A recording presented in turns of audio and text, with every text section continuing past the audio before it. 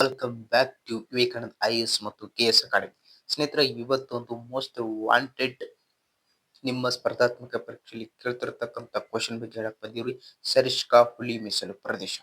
ಸ್ನೇಹಿತರೆ, ಈ ಸರಿಸ್ಕಾ ಹುಲಿ ಮೀಸಲು ಪ್ರದೇಶವು ಈಗ ಪ್ರೆಸೆಂಟ್ಲಿ ಕರೆಂಟ್ ನ್ಯೂಸ್ ಒಳಗೈತಿ. It means current affairs. ಇದರ ಏನ್ ಸರಿಸ್ಕಾ ಹುಲಿ ಮೀಸಲು ಪ್ರದೇಶ ಐತಿ, ಇದರ ಸುತ್ತಮುತ್ತಲಿನ ಪ್ರದೇಶಗಳಲ್ಲಿ ಏನ್ ಮಾಡತ್ತಾರ, ಅದನ್ನು ಸ್ವಲ್ಪ ಬಲಪಡಿಸುವ ಚಟುವಟಿಕೆಗಳು ಕಾರ್ಯಗಳು ನಡೆದವ. ಇದನ್ನು ಈಗ ಪ್ರೆಸೆಂಟ್ಲಿ ಪರಿಸರ ಸೂಕ್ಷ್ಮ ವಲಯ ಅಂತೇಳಿ ಗೊತ್ತುಪಡಿಸ್ಯಾರ. ಓಕೆ, ಏನ್ ಇದರದ ಮುಖ್ಯಾಂಶಗಳು, ಎಲ್ಲಿ ಇದು ನೆಲೆ ಐತಿ, ಯಾವ ರೀತಿಯಾಗಿ ಐತಿ ಅಂತ ನೋಡ್ತಾ ಹೋಗೋಣ ಬನ್ರಿ. ಸ್ನೇಹಿತರೆ, ಇದು ಇರುವುದು ರಾಜಸ್ಥಾನದಲ್ಲಿ.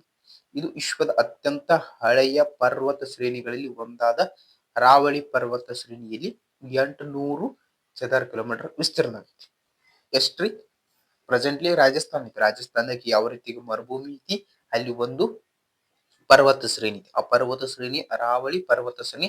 ಆ ಅರಾವಳಿ ಪರ್ವತ ಶ್ರೇಣಿಯಲ್ಲಿ 800 ಚದರ ಕಿಲೋಮೀಟರ್ ವಿಸ್ತೀರ್ಣವನ್ನು ಹೊಂದಿದೆ.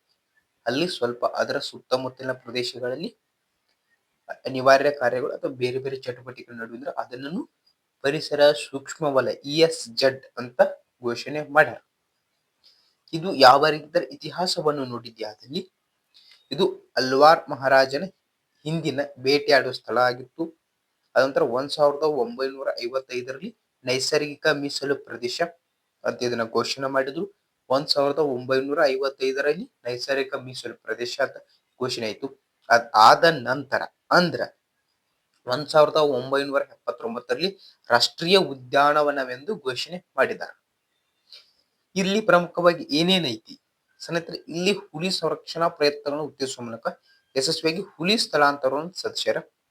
ಇದು ಪಾಂಡಾಪೋಲ್, ಬಾಂಗಾರ್ಕೋಟಿ, ಅಜಂಗಢ್, ಪ್ರತಾಪ್ಗಢ್, ಸಿಲಿಸೇರ್ ಸರೋವರ ಮತ್ತು ಜೈ ಸಮಂತ್ ಸರೋವರ ಅಂತ ತಾಣಗಳಿಗೆ ನೆಲೆಯಾಗೈತಿ. ಇದು ಅದರ ಸಾಂಸ್ಕೃತಿಕ ಮೌಲ್ಯವನ್ನು ಹೆಚ್ಚಿಸೈತಿ. ನಿಮಗೆ ಕ್ವಶನ್ ಏನಾಗ್ತದೆ ಸ್ನೇಹಿತರೆ, ಸರಿಸ್ಕಾ ಹುಲಿ ಮೀಸಲು ಪ್ರದೇಶ ಎಲ್ಲಿದೆ? ರಾಜಸ್ಥಾನದಾಗ ಐತಿ. ಇದು ಅರಾವಳಿ ಪರ್ವತಗಳಲ್ಲಿ ಹರಡಿಕೊಂಡದ. ಇದು 1955ರಲ್ಲಿ ನೈಸರ್ಗಿಕ ಮೀಸಲು ಪ್ರದೇಶವಾಯಿತು. 1979ರಲ್ಲಿ ರಾಷ್ಟ್ರೀಯ ಉದ್ಯಾನವನ ಅಂತ ಘೋಷಣೆ ಆಯಿತು. ಈಗ ಪ್ರೆಸೆಂಟ್ಲಿ ಯಾಕೆ ನ್ಯೂಸ್ ಐತಿ ಅಂದ್ರೆ, ಇದನ್ನು ESZ ಅಂದ್ರ ಪರಿಸರ ಸೂಕ್ಷ್ಮ ವಲಯ ಅಂತೇಳಿ ಘೋಷಣೆ ಮಾಡಿದ್ದಾರೆ. ಇಷ್ಟು ಮಾಹಿತಿ ಸ್ನೇಹಿತರ ಸರಿಸ್ಕಾ ಹುಲಿ ಮೀಸಲು ಪ್ರದೇಶ. ಇದೇ ರೀತಿಯಾಗಿ ಒಂದೊಂದು ನ್ಯೂಸ್ಗಳು ಬರ್ತಾ ಹೋಗ್ತಾವ. ನೋಡ್ರಿ, ಎಕ್ಸಾಮ್ನ ಕ್ರ್ಯಾಕ್ ಮಾಡ್ರಿ. ನೆಕ್ಸ್ಟ್ ವಿಡಿಯೋಲಿ ಪಡಗಣ ಸ್ನೇಹಿತರೆ, ಅಲ್ಲಿವರೆಗೂ ಬೈ ಬಾಯ್.